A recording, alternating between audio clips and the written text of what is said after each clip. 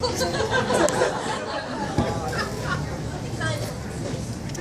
zombies. It was Griffin Wilson. It was Griffin Wilson who proposed the theory of de-evolution. He sat 2 rows behind me in organic chemistry, the very definition of an evil genius. He was the first to take that great leap backward. Everybody knows because Trisha Getting was in the nurse's office with him when he took the leap. She was in the other cot behind a paper curtain, faking her menstruation to get out of a pop quiz in perspectives at Eastern Civ. She said she heard the loud beep, but didn't think anything of it. When Trisha Getting and the school nurse found him on his own cot, they thought that Griffin Wilson was the resuscitation doll that everyone uses to practice CPR. He was hardly breathing, barely moving a muscle. They thought it was a joke because his wallet was still clenched between his teeth and he still had the electrical wires pasted to either side of his forehead. His hands were still holding a dictionary-sized box, still paralyzed, pressing a big red button. Everyone's seen this box so often that they hardly recognized it, but it had been hanging on the office wall. The defibrillator, that emergency heart shocker. He must have taken it down and read the instructions. He simply took the waxed paper off the gluey parts and pasted the electrodes on either side of his temporal lobes. It's basically a peel and stick lobotomy. It is so easy a 16-year-old can do it. In Miss Chen's English class, we learned to be or not to be. But there is a big gray area in between. Maybe in Shakespeare times, people only had 2 options. Griffin Wilson, he knew that the SATs were just the gateway to a big lifetime of bullshit, to getting married and college, to paying taxes and trying to raise a kid who's not a school shooter. And Griffin Wilson knew that drugs are only a patch. After drugs, you're always going to need more drugs. The problem with being talented and gifted is sometimes you get too smart. My Uncle Henry says the importance of eating a good breakfast is because your brain is still growing. But nobody talks about how sometimes your brain just gets too big. We're basically big animals, evolved to break open shells and eat raw oysters. But now we're expected to keep track of all 800 Kardashian sisters and 300 Baldwin brothers. Seriously, at the rate that they reproduce, the Kardashians and the Baldwins are going to wipe out all other species of humans. The rest of us, you and me, we are just evolutionary dead ends waiting to wink out. You could ask Griffin Wilson anything. Ask him who signed the Treaty of Ghent. He'd be like that cartoon magician on TV who says, "Watch me pull a rabbit out of my ass." Abracadabra, and he would know the answer. In organic chemistry, he could talk string theory until he was agnostic. But what he really wanted to be was happy, not just not sad. He wanted to be happy the way a dog is happy, not constantly jerked this way and that by flaming instant messages and changes in the federal tax code. He didn't want to die either. He wanted to be and not to be. But at the same time, that is what a pioneering genius he was. The principal of student affairs made Trisha Getting swear not to tell a living soul, but you know how that goes. The school district was afraid of copycats. Those defibrillators are everywhere these days. Since that day in the nurse's office, Griffin Wilson has never seemed happier. He is always giggling too loud and wiping spit off his chin with his sleeve. The special ed teachers, they clap their hands and they heap him with praise just for using the toilet. Talk about a double standard. The rest of us are fighting tooth and nail for whatever garbage career we can get, while Griffin Wilson is going to be thrilled with penny candy and reruns of Fraggle Rock for the rest of his life. How he was before, he was miserable unless he won every chess tournament. The way he is now, just yesterday, he took out his dick and started to jerk off during morning roll call. Before Mrs. Ramirez could hurry us through the S's and the T's, because people were answering here and they were answering present, too slow, snickering and staring. Before Mrs. Ramirez can rush down the aisle and stop him, Griffin Wilson shouts, "Watch me pull a rabbit out of my pants." And he sprayed hot baby gravy all over a bookcase full of nothing except 100 To Kill a Mockingbirds. He was laughing the whole time. Lobotomized or not, he still knows the value of a signature catchphrase. Instead of being just another grave grubber, now he is the life of the party. The voltage even cleared up his acne. It is hard to argue with results like that. It wasn't 1 week after he turned zombie that Trisha Getting went to the gym where she does Zumba, and she got the defibrillator off the wall in the girls' locker room after her own self-administered peel and stick procedure in a bathroom stall. She doesn't care where she gets her period. Her best friend, Bree Phillips, got to the defibrillator they keep next to the bathrooms at the Home Depot, and now she walks down the street, rain or shine, with no pants on. We're not talking about the scum of the school. We're talking about the class president and the head cheerleader, the best and the brightest. Everybody who played first string on all the sports teams. It took every defibrillator between here and Canada. But since then, when they play football, nobody plays by the rules. And even when they're getting skunked, they're always grinning and slapping high fives. They continue to be young and hot, but they no longer worry about the day when they won't be. It's suicide, but it's not. The newspapers won't report the actual numbers. Newspapers flatter themselves. Anymore, Trisha Getting's Facebook page has a larger readership than our daily paper. Mass media, my foot. They cover the front page with unemployment and war, and they don't think that that has a negative effect. My Uncle Henry reads me an article about a proposed change in state law. Officials want a 10-day waiting period on the sale of heart defibrillators.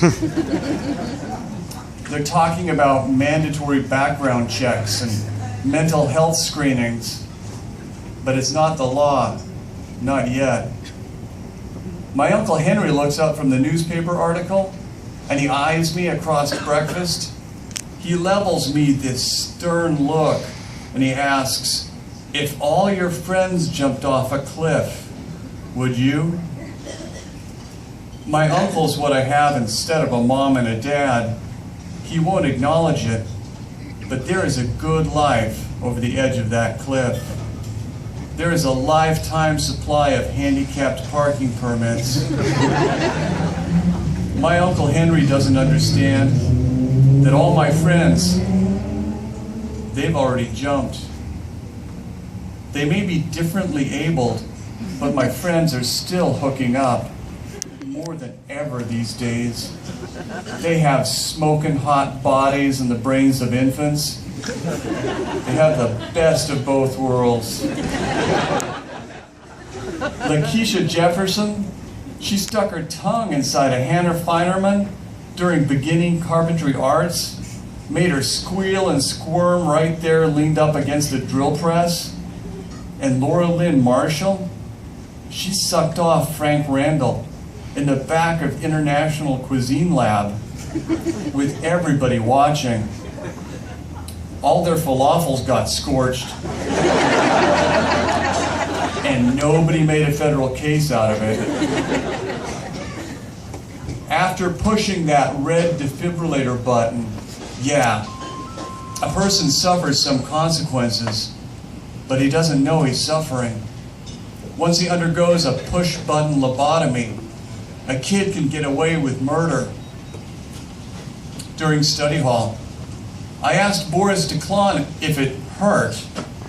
He was sitting in the lunchroom with the red burn mark still fresh on either side of his forehead.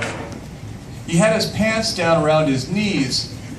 I asked if the shock was painful, and he didn't answer, not right away.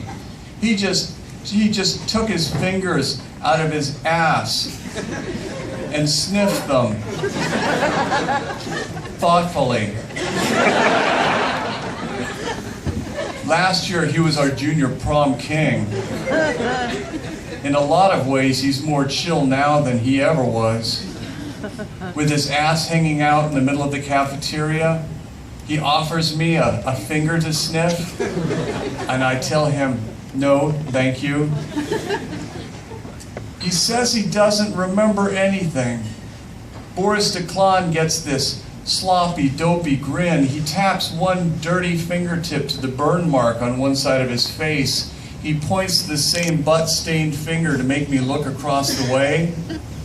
On the wall where he's pointing is this guidance counselor poster that shows white birds flapping their wings against a blue sky.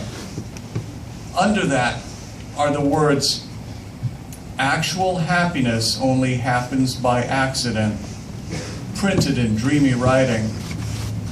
The school hung that poster to hide the shadow of where another defibrillator used to hang. It's clear that wherever Boris Declan ends up in life, it's going to be the right place. He's already living in brain trauma nirvana. The school district was right about copycats. No offense to Jesus. No offense to Jesus, but the meek won't inherit the earth. To judge from reality TV, the loudmouths will get their hands on everything. And I say let them. The Kardashians and the Baldwins, they're like some invasive species like kudzu or zebra mussels. Let them battle over the control of the crappy real world. For a long time, I listened to my uncle and I didn't jump. Anymore, I don't know. The newspapers warn us about terrorist anthrax bombs and virulent new strains of meningitis, and the only comfort the newspapers can offer is a coupon for 20 cents off on underarm deodorant. To have no worries, no regrets. It's pretty appealing. So many of the cool kids at my school have elected to sell fry that anymore only the losers are left. The losers and the naturally occurring pinheads. The situation is so dire that I am a shoo-in to be the valedictorian. That's how come my Uncle Henry is shipping me off. He thinks that by relocating me to Twin Falls, he can postpone the inevitable. So we're sitting in the airport waiting by the gate for our flight to board, and I asked to go to the bathroom. In the men's room, I pretend to wash my hands so I can look in the mirror. My uncle asked me one time why I look in the mirror so much, and I told him it wasn't vanity so much as it was nostalgia. Every mirror shows me what little is left of my parents. I'm practicing my mom's smile. People don't practice their smiles nearly enough. So when they most need to look happy, they're not fooling anybody. I'm rehearsing my smile when there it is, my ticket to a gloriously happy future working in fast food that's opposed to a miserable life as a world-famous architect or heart surgeon. Hovering over my shoulder and a smidgen behind me, it's reflected in the mirror, like the bubble containing my thoughts in a comic strip panel there is a cardiac defibrillator. It's mounted on the wall in back of me, shut inside of a metal case with a glass door you could open to set off alarm bells and a red strobe light. A sign above the box says AED and shows a lightning bolt striking a Valentine's heart. The metal case is like a hands-off showcase holding some crown jewels in a Hollywood heist movie. Just by opening the case automatically, I set off the alarm and the flashing light, and quick, before any heroes come running, I dash into a handicap stall with a defibrillator. Sitting on the toilet, I pry it open.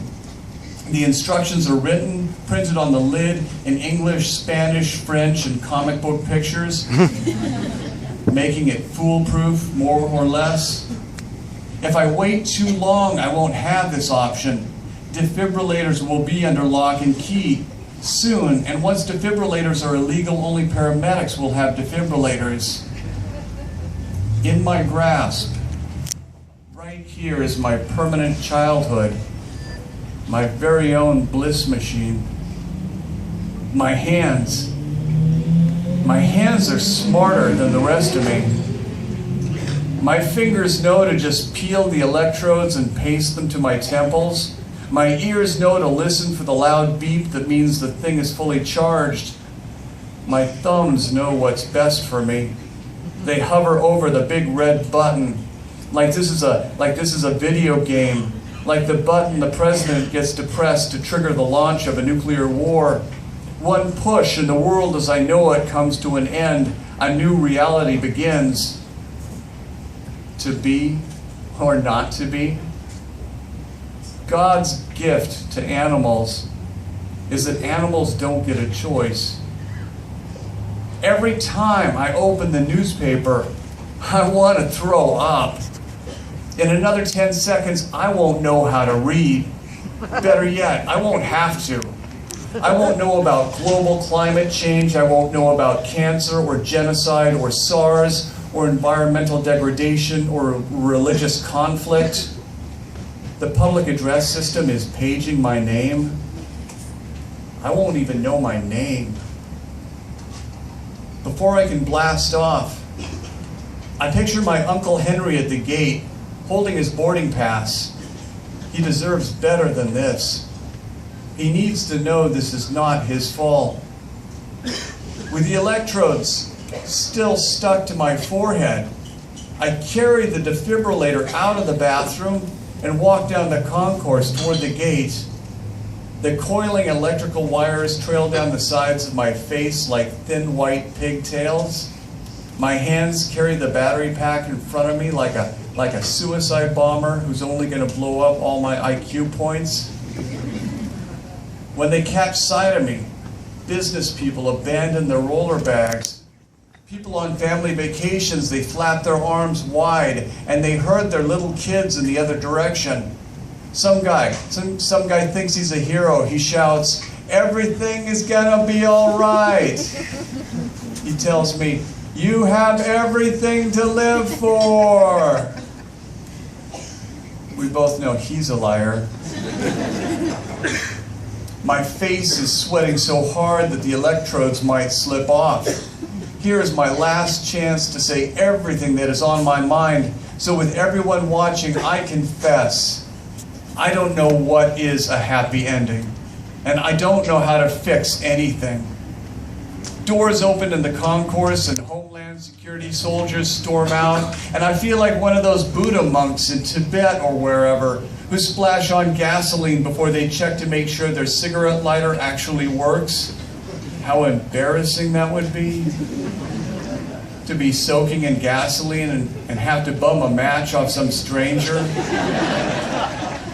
especially since so few people smoke anymore. Me, in the middle of the airport concourse, I'm dripping with sweat instead of gasoline, but this is how out of control my thoughts are spinning. From out of nowhere, my uncle grabs my arm and he says, "If you hurt yourself, Trevor, you hurt me." He's gripping my arm and I'm gripping the red button. I tell him this isn't so tragic. I say, I'll keep loving you, Uncle Henry. I just won't know who you are. Inside my head, my last thoughts are prayers. I'm praying that this battery is fully charged. There's got to be enough voltage to erase the fact that I've just said the word love in front of several hundred strangers. Worse yet, I've said it to my own uncle. I'll never be able to live that down. Most people, instead of saving me, they pull out their telephones and start shooting video. Everybody's jockeying for the best full-on angle. It reminds me of something. It reminds me of birthday parties and Christmas. 1,000 memories crash over me for the last time, and that's something else I hadn't anticipated. I don't mind losing my education. I don't mind forgetting my name. But I will miss the little bit I can still remember about my parents. My mother's eyes and my father's nose and forehead. They're dead except for in my face. And the idea pains me to know that I won't recognize them anymore. Once I punch out, I'll think that my reflection is nothing except for me. My Uncle Henry repeats, "If you hurt yourself, you hurt me too." I say, I'll still be your nephew, but I just won't know it. For no reason, some lady steps up and grabs my Uncle Henry's other arm. This new person, she says, "If you hurt yourself, you hurt me as well." Somebody grabs that lady, and somebody grabs the last somebody, saying, "If you hurt yourself, you hurt me." Strangers reach out and grab hold of strangers in chains and branches until we're all connected together, like we're crystallizing, or like we're molecules crystallizing in solution in organic chemistry. Everyone's holding on to someone, and everyone's holding on to everyone, and their voices repeat the same sentence, "If you hurt yourself, you hurt me." These words form a slow wave, like a slow motion echo. They move away from me, going up and down the concourse in both directions. Each person steps up to grab a person, who's grabbing a person, who's grabbing a person, who's grabbing my uncle, who's grabbing me. This really happens. It sounds trite, but only because words make everything true sound trite. Because words always screw up whatever you're trying to say. Voices from other people in other places. Total strangers say by telephone, watching by video cam. Their long-distance voices say, "If you hurt yourself, you hurt me." And some kid steps out from behind the cash register at Der Wiener Schnitzel. All the way down at the food court, he grabs hold of somebody and shouts, "If you hurt yourself, you hurt me." And the kids making Taco Bell and the kids frothing milk at Starbucks, they stop. And they all hold hands with somebody connected to me across this vast crowd, and they say it too. And just when I think that it's got to end, and everyone's got to let go and fly away, because everyone's stopped and people are holding hands, even going through the metal detectors they're holding hands. Even then, the talking news anchor on CNN, on the televisions mounted up high by the ceiling, the announcer puts a finger to his ear like to hear better, and even he says, "Breaking news."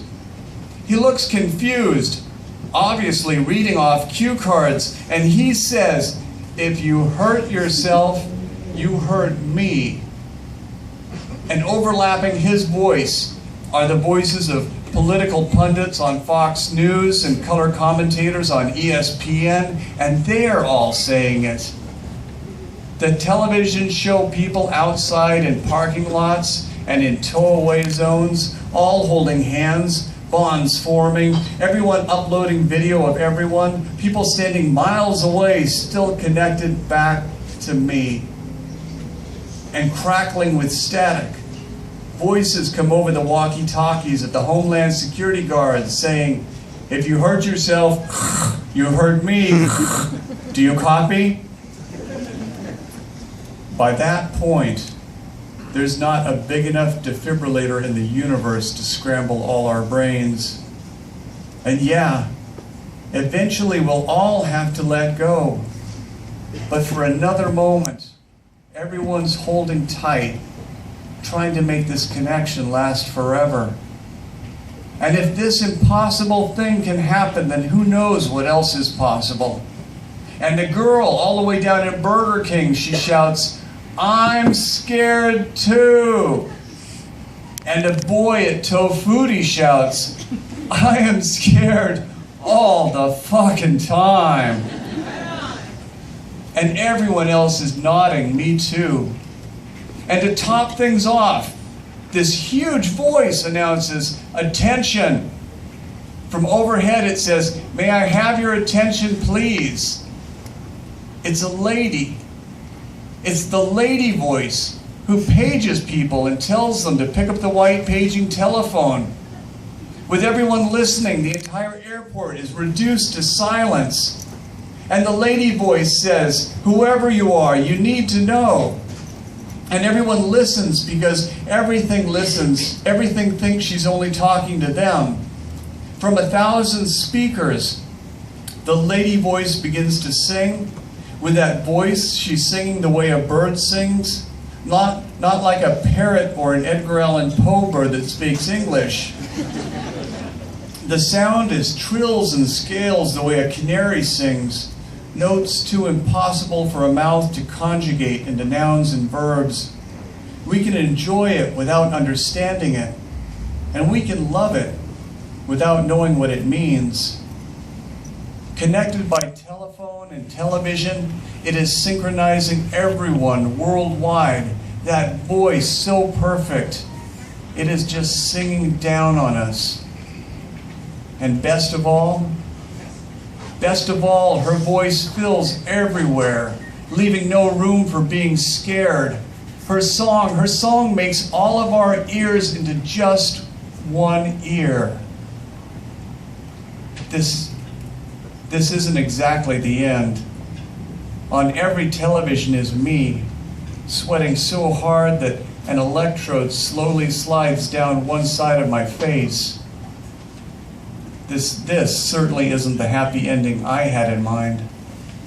But compared to where this story began, with Griffin Wilson in the nurse's office, putting his wallet between his teeth like a gun, well, maybe this is not such a bad place to start. That's Zombies.